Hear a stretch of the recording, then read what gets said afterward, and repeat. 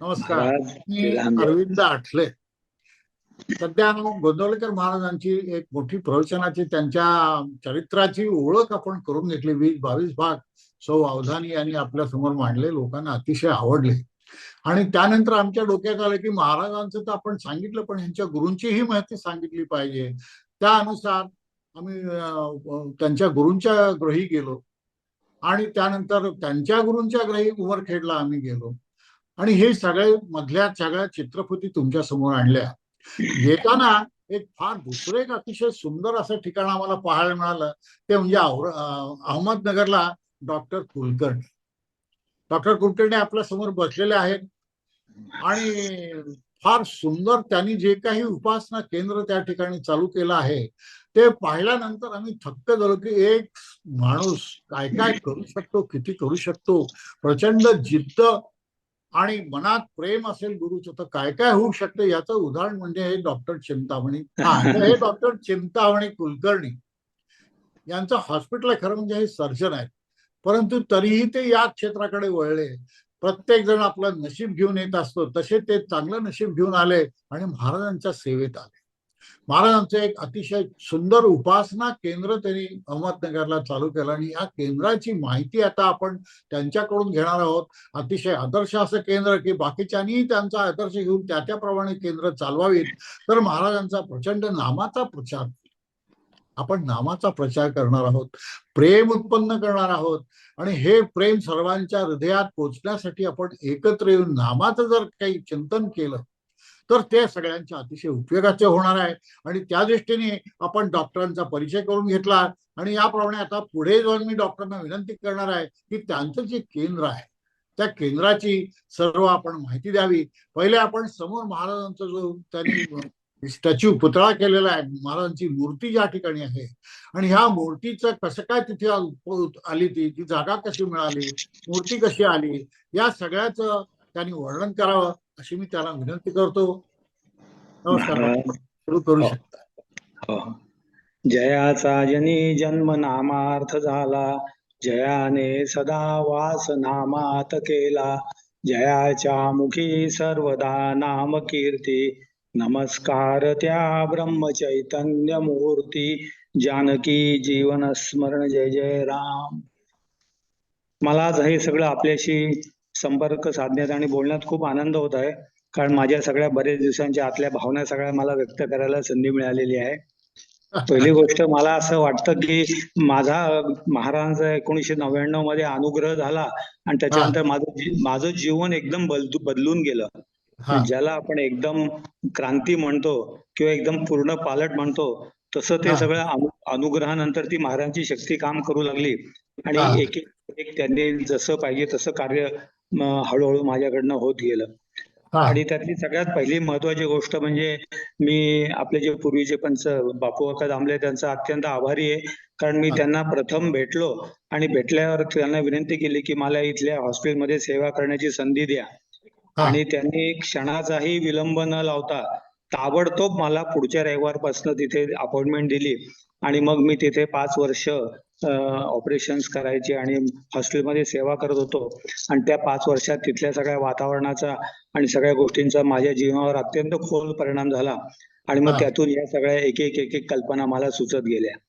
तर त्यातलं हे पहिलं जे मंदिर आहे आमचं अगदी मूळ सुरुवातीचं, त्याला मी थोरलं महाराजांचं मंदिर म्हणतो, कारण ते सगळ्यात पहिल्यांदा सुरू झालं.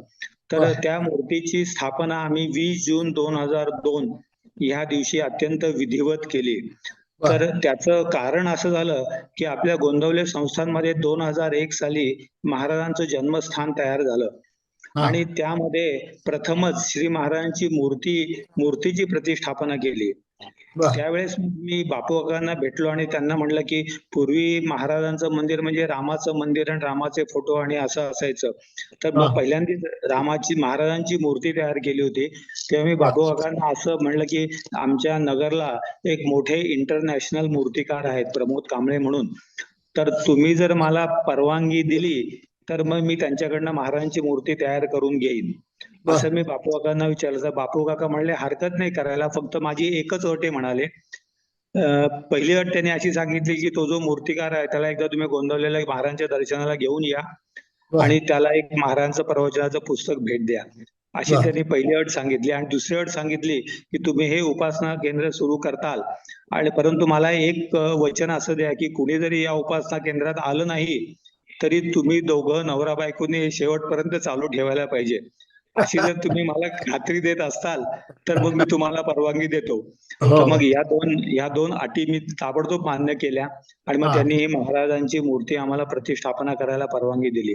तर बर. 2001 वर्षभर या मूर्तीचं काम चालू होतं. हे प्रमोद कांबळे म्हणून जे आहेत, आता बघा नुकतीच एक बातमी आली की ते वानखेडे स्टेडियम वरती सचिन तेंडुलकरचा जो पुतळा उभा हो केलेला आहे हो. नुकताच, तर तो ज्या गृहस्थांनी केला, प्रमोद कांबळे म्हणून आहेत.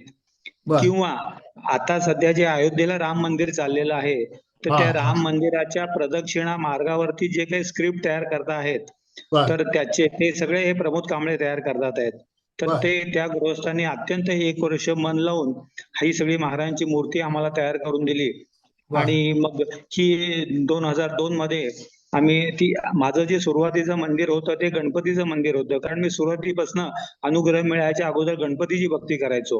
बर. पण अनुग्रहानंतर माझं असं लक्षात आलं की खरा गणपती तो मूर्तीमध्ये नसून आपले महाराजच हे खरे गणपती आहेत. आणि महाराजांचं नाव गणपती असल्यामुळे मला इकडं शिफ्ट व्हायला काहीच अडचण झाली नाही. माझं एकदम बर. स्मूथ ट्रान्झॅक्शन झालं त्या हा गणपतीच्या हा. मूर्तीवरनं आपल्या खऱ्या गणपतीवरती. आणि बरोबर. मग 2002 ला या मूर्तीची प्रतिष्ठापना झाल्यानंतर लगेचच आमची अहमदनगर मधली सामूहिक उपासना सुरू झाली. बर. आणि मग त्याच्यानंतर नगरमधली महाराजांची सगळी भक्त मंडळी हळूहळू आम्ही एका छत्राखाली आलो.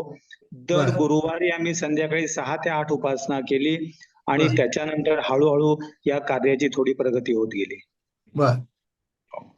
तर असं ते थोरल्या त्या मंदिराचा इतिहास आहे. बर. बर. बर. त्यानंतर तुम्ही समोर पालखी ठेवलेली आहे, ही कशी काय? या पालखीचा काय हो इतिहास आहे हो का? हो हो. तर सुरुवातीला काय झालं, आम्ही सुरुवातीला ते मंदिर महाराजांची मूर्ती स्थापन केल्यानंतर उत्साह खूप होता आणि हा देहबुद्धी खूप जास्त होती, आणि अध्यात्मातलं काही एवढं कळत नव्हतं. म्हणजे आताही काही कळतंय असं नाही, पण तेव्हा असं वाटायचं की पालखी काढावी छान महाराजांची, मोठी पालखी असावी, खूप गर्दी असावी, आणि आपण पालखी खांद्यावर घेऊन नगरमध्ये फिरवावी, असं काहीतरी तेव्हा आम्हाला खूप वाटायचं.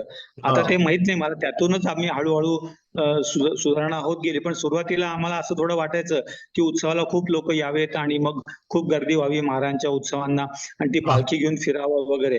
म्हणून सुरुवातीचे 2-3 वर्ष आम्ही ती पालखी नगरमधनं थोडी फिरवत होतो. म्हणजे ही बर. 2003-4 ची गोष्ट आहे.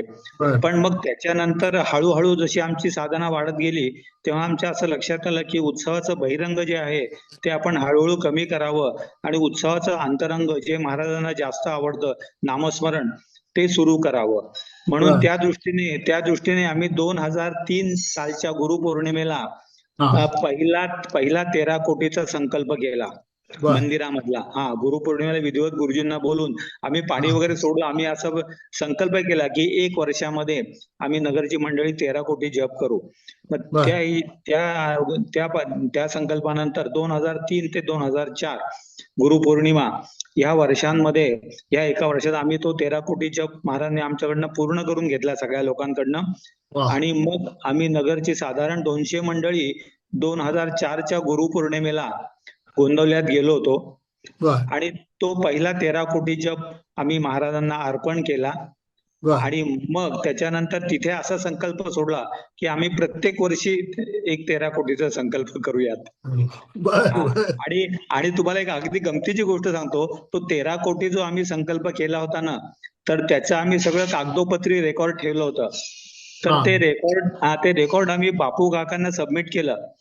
तर बापू काकांच्या सहवासात जी मंडळी आहेत त्यांना कल्पना आहे की बापू काकांचा कसा स्वभाव होता. तर बापू काकांनी एक एक आमचं सगळं कागद चेक केला, आणि बरोबर कसा 13 कोटी झाला, आणि कुठं काही त्यांना त्रुटी ज्या आढळल्या ना, तर त्यांनी आम्हाला त्याच्या क्वेरीज काढून मला बोलून घेतलं, आणि ते म्हणले, अरे डॉक्टर, इथे तो तुमचा जरा एका दिवसात जास्त जप झालाय, कसा काय जास्त झाला? मग मी काकांना सांगितलं, अहो काका, तेव्हा आम्ही एक दिवस मुद्दाम जप कमी पडत होता, म्हणून एक दिवस मुद्दाम नामाचा दिवस ठरवला, बोलवून आमचा तो जप पूर्ण व्हावा या दृष्टिकोनातनं तो जप केला, म्हणून तो त्या दिवशी तुम्हाला जास्त जपाचा आकडा दिसतोय. त्यामुळे काकांनी ते सगळी त्याची स्क्रुटिनी केली, अगदी इन्कम टॅक्सची जशी स्क्रुटिनी होते की तशी स्क्रुटिनी केली, आणि मग आम्हाला म्हणले हा जप तुम्ही समाधी मंदिरात अर्पण करा. तर वा. तसा आम्ही तो 2004च्या गुरुपौर्णिमेला तो समाधी मंदिरात अर्पण केला, आणि मग त्याच्यानंतर आमचा सत्संग सुरू झाला बर. पहिला. आणि मग दर रविवारी सकाळी 9 ते 10 आम्ही महाराजांचा चरित्राचा अभ्यास सुरू केला. तो सत्संग अजून पण चालू आहे. मला वाटतं आपला विषय भरकटच जाईल, बर. परंतु मी थांबतो आणि पुढच्या तुमच्या प्रश्नांना उत्तर देतो, कारण हो. नाहीतर मग ही गोष्ट खूप. हो. पण पालखीचा हो. उद्देश, सुरुवातीला आम्ही ती पालखी फिरवायचो आणि नंतर आता ती आम्ही फक्त दर्शनासाठी ठेवली. याचं कारण की बहिरंगाचं जास्त प्रदर्शन नको रस्त्यावर, या दृष्टिकोनातून बर. बर. असं केलं. हो. आज शिरता शिरता गोंदवल्याचं समग्र दर्शन करणारे बोर्ड तुम्ही लावले, सगळी तिथली चित्र, सगळं काय काय गोंदवल्यातली कोणती ठिकाणं आहेत, म्हणजे येणाऱ्या माणसाच्या मनात महाराजांच्या पूर्ण स्थानाचं प्रेम उत्पन्न व्हावं याची काळजी तुम्ही घेतलेली आहे. आणि मग त्यानंतर तुम्ही महाराजांचा पूर्ण जीवनपट त्या ठिकाणी लिहिलं आहे. त्यामुळे महाराजांचं चरित्र पहिल्यापासून शेवटपर्यंत कसं एक एक साली काय काय होत गेलं या सगळ्याचा जीवनपट तुम्ही समोर ठेवला. हा एक फार मोठी चांगली गोष्ट तुम्ही केली. त्यानंतर आपण महाराजांच्या पादुकांकडे आलेलो आहोत. तर या पादुकांविषयी तुम्ही काय सांगाल? काका, आता तो जीवनपट जो आहे ना, तो आपल्या जीवन महाराजांचं जे जन्मस्थान आहे तिथे तो लावलेला होता त्यांनी. तो मी आपला तसाची तसा कॉपी करून इथे लावून टाकलेला आहे. म्हणजे कारण काय हॉस्पिटलमध्ये सगळे पेशंट्स लोक यायचे आणि मग त्या पेशंट लोकांना महाराज आपले नवीन होते, तर ते थोडं कळावं त्यांना, नाही का, आपले महाराज कोण होते, काय होते. त्यामुळे तो जन्मस्थानाचा जो होता ना, तो तसाचे तसा इथे हॉस्पिटलला. कारण आणखी एक महाराजांचा महाराजांचा मानवावर खूप परिणाम झाला. ते वाक्य म्हणजे असं की महाराज म्हणाले की लोकांनी आपल्याला चांगला डॉक्टर आहे असं म्हणण्यापेक्षा चांगला माणूस आहे अशी आपली ओळख व्हावी. तर मी म्हणलं अरे मग कारण चांगले डॉक्टर खूप लोक असतात, सगळे डॉक्टर चांगलेच असतात, पण चांगला डॉक्टर आणि चांगला माणूस असं जरा दुर्मिळ प्रकरण असतं. त्यामुळे मी ठरवलं की आपल्याला चांगला माणूस म्हणून प्रॅक्टिस करायची. म्हणून मग तिथे तो तसा बोर्ड लावला. आणि गोंदवल्यातल्या सगळ्या मंदिरांचं खूप अट्रॅक्शन असायचं. जेव्हा जेव्हा गोंदवल्यात जायचो तेव्हा सगळ्या मंदिराचे दर्शन घ्यायचो. रोज मानस पूजेमध्ये सगळ्या तिथे फिरायचो गोंदवल्यामध्ये. आणि मग असं करताना असं लक्षात आलं की असं आपल्याला जर सगळेच फोटोंचं दर्शन जर एका ठिकाणी मिळालं तर ते मानस पूजेला म्हणा किंवा हे पेशंट्स लोकांसाठी किंवा इतर भक्तांसाठी जे गोंदवल्याला नेहमी जात नाहीयेत त्यांना जर सगळे एकत्र हे दर्शन मिळालं तर खूप छान होईल. या दृष्टिकोनातनं मग ती समग्र गोंदवले दर्शन अशी एक फ्रेम तयार करून घेतली. आणि खरं तर हे सगळं काका खरं सांगू का, हे सगळं मी माझ्यासाठीच केलेलं आहे. याच्यात काही मी दुसऱ्यासाठी केलेलं असं नाही. मलाच खूप असं वाटायचं ना सारखं दर्शन व्हावं. त्यामुळे मी रोज सकाळी 9ला आरतीला मंदिरात जायचो. तर मग म्हटलं मंदिरात आरतीला जायच्या होती आपण आपली सगळी गोंधळ महाराजांचे दर्शन घ्यायची आणि मग 9ला हॉस्पिटलला जाऊन कामाला सुरुवात करायची. म्हणून ती फ्रेम तशी तयार केलेली आहे. आणि काका या दुसऱ्या ज्या पादुका मी तुम्ही जो विषय काढला त्या मूळ पादुका ज्या आहेत त्या महाराजांच्या मूळ पादुका कशाला त्याचा खूप सुंदर इतिहास आहे, पण आपल्या वेळेत आपल्याला तो सांगता येणार नाही, तर थोडक्यात सांगतो. तर त्या पादुका जे आहेत त्या खटावला इनामदार म्हणून महाराजांचे एक शिष्य होते. तर 1906 साली ह्या पादुका महाराजांनी त्या खटावच्या इनामदारांना दिलेल्या होत्या. तर ते तर आता मंडळी सगळी गेली, मग त्यांच्या मुलांकडे त्या आल्या, मग त्यांच्या मुलांकडे त्या आल्या, भावांकडे गेल्या, पुतण्यांकडे गेल्या, अशा त्या फिरल्या आणि मग एक इनामदार महाराज म्हणून जे आमच्या सहवासात आले नगरला त्यांच्याकडे त्या पादुका आल्या होत्या. तर एकदा ते सहज घरी मुक्कामाला असताना मला त्यांनी सांगितलं की माझ्याकडे अशा आमच्या वडिलोपार्जित आलेल्या पादुका अशा आहेत आणि मला काही त्याची पूजा वगैरे एवढं जमत नाहीये, म्हणून मी त्या बडवाहाला श्रीराम मंदिरांच्या महाराजांच्याकडे ठेवलेल्या आहेत, कारण मला ते घेऊन फिरणं आणि त्याची पूजा वगैरे करणं एवढं जमत नाही ते. तेव्हा मी त्यांना विनंती अशी केली त्या महाराजांना की ठीक आहे तिथे श्रीराम महाराजांकडे ठेवल्या चांगल्या आहेत, परंतु आम्हाला जर इथे मिळालं तर आम्हाला खूप आनंद होईल आणि आम्ही त्याची अगदी छान रोज पूजा करत जाऊ आणि सगळ्यांना त्याचं दर्शन होईल. तर मी अशी त्यांनी विनंती केल्याबरोबर त्यांनी ती लगेच मान्य केली. मग त्यांनी श्रीराम महाराजांना फोन केला, श्रीराम महाराजांना. तर श्रीराम महाराज पण लगेच म्हणाले काय हरकत नाही घेऊन जा म्हणाले. मग बर. तुम्हाला सांगतो काका, हे रात्री 11 वाजता आमचं बोलणं असं झालं आणि पहाटे 5 वाजता आम्ही दोघं जण, मी स्वतः ड्रायव्हिंग करत आम्ही निघालो आणि डायरेक्ट बडवाहाला गेलो. आणि अत्यंत तातडीने त्या पादुका ज्या आहेत त्या हा, पादुका आमच्या ताब्यात घेतल्या, नर्मदेला स्नान वगैरे करून. आणि हा, मग त्या येताना त्यावेळेस श्रीराम महाराज धुळ्याला होते, तर त्यांनी ते आम्हाला अगदी मनापासून अभिषेक करून त्या सगळ्या पादुका दिल्या. आणि बर. त्या पादुका आम्ही अगदी विधिवत मंदिरात आणल्या आणि सर्व आमच्या भक्तांसाठी त्या हा, दर्शनासाठी ठेवलेल्या आहेत. तर ह्या पादुकांचं अगदी थोडक्यात सांगतो. एकदा बोंद्रे काका वरचेवर गोंदवल्याला यायचे, आपले सॉरी नगरला यायचे. तर हा, एकदा ते नगरला आले असताना मी त्यांना म्हटलं, काका ह्या पादुका महाराजांच्या मूळ पादुका आम्हाला मिळालेल्या आहेत. हा, तर मग त्यावेळेस काका काय म्हणाले, की अरे हल्ली काय लोक कुणी उठतात पादुका करून घेतात, महाराजांच्या पादुका म्हणतात, ते ऑथेंटिक आहेत कशावरनं, असं मला बोंद्रे काकांनी विचारलं. तेव्हा मी काकांना म्हणलं, की अहो जे इनामदार महाराजांनी मला दिले आहेत त्यांचा आश्रम नगरपासून 20 किलोमीटरवरच आहे, तुम्हाला वेळ बर. असेल तर आपण दोघं तिकडे जाऊयात. म्हणून मी बोंद्रे काकांना तिकडे घेऊन गेलो. आणि बर. बोंद्रे काकांचा स्वभाव कसा आहे हे सगळ्या परिवारातल्या लोकांना माहिती आहे. त्या बोंद्रे काकांनी त्या इनामदार महाराजांची 1.5 तास कसून चौकशी केली. म्हणजे ते जशी जशी उलट तपासणी करतात ना, हा, अत्यंत पोस्टमार्टम करून सगळी चिकित्सा केली. आणि मग त्यांनी सगळं ते पादुकांचा इतिहास सांगितला. आणि मग बोंद्रे काका तयार झाले, की हो या महाराजांच्या पादुका आहेत म्हणून. आणि नंतर बोंद्रे काका एवढंच त्या महाराजांना म्हणले, की ह्या महाराजांच्या मूळ, तुम्ही एक चूक केली म्हणाले महाराज हे, की ह्या महाराजांच्या मूळ पादुका तुम्ही संस्थानला द्यायला पाहिजे होत्या म्हणाले, संस्थांनी त्याचं जास्त चांगल्या प्रकारे जतन केलं असतं.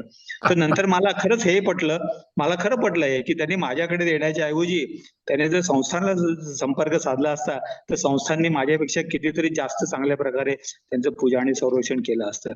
परंतु हो, महाराजांची इच्छा म्हणून आम्ही त्या आता सध्या आम्हाला जेवढी जास्तीत जास्त सेवा करता येईल त्याची आम्ही करतो आहोत.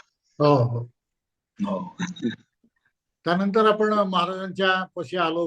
महाराजांचा तुम्ही छायाचित्र लावलेलं आहे आणि समोर एक हो. पादुका आहेत हो. हो. त्याच्या संबंधी काय माहिती सांगाल? हो. हो. आता काका कसं व्हायचं, आम्ही नेहमी गोंदवल्याला जायचो आणि आम्हाला नेहमी एक रुखरुख मनाला अशी वाटायची, की गोंदवल्याला समाधीचं दर्शन बाहेरनं घ्यावं लागतं.